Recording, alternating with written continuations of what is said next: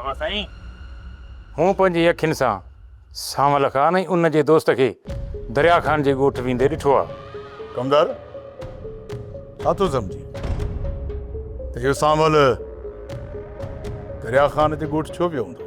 भबल भोतारे हे जेको दरिया खान सां मसइलो थियो आहे न, मां सम्झां थो त उन लाइ दरिया खान सां ठाह करण लाइ विया हूंदा। रावल ऐं सांवल वारा एतिरा कमज़ोर न आहिनि जो थोरी घणी ॻाल्हि थिए दरिया खान सां ठाह वञी कंदा। बबल साईं इहो त तव्हांखे अंदाज़ो हूंदो त दरिया खान ॾे छो विया आहिनि। मुंहिंजे ख़्याल में त सांवल दरिया खान खे तंबीह करणु आयो हूंदो त हू कंहिं बि उन जे दुश्मन खे पनाह न ॾे ऐं न ई उन जी दुश्मनी जे विच में टंग अड़ाए। भबल भोतारे तव्हां छा था सम्झो त दरिया खान मुड़ी वेंदो? इहो दरिया खान कॾहिं बि कोन मुड़ंदो। हीउ मौक़ो असांजे लाइ तमामु बहितरीनु आहे। कमदार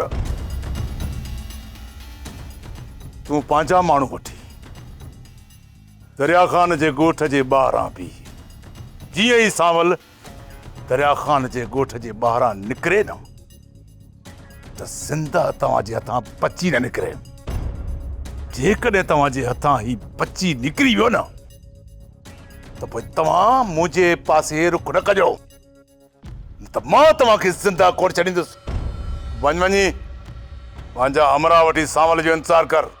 अरे सोरा अचो अचो मुंहिंजे पोयां हलो।